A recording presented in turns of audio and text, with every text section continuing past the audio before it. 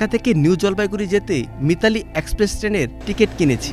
AC chair টিকিটের দাম পড়েছে ট্রাভেল ট্যাক্স সহ ৩,৮৬০ টাকা।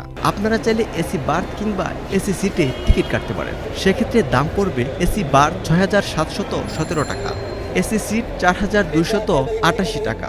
টিকিট কাটতে অবশ্যই পাসপোর্ট নিয়ে যেতে হবে এবং পাসপোর্টে ট্রেনে যাওয়ার জন্য ভারতের ল্যান্ডপোর্ট বাই ট্রেন এনজিপি উল্লেখ থাকতে হবে। সকাল ৮টা থেকে সন্ধ্যা ৬টা পর্যন্ত প্রতিদিনই শুধুমাত্র কমলাপুর রেলওয়ে স্টেশন থেকে টিকিট কিনতে পারবেন।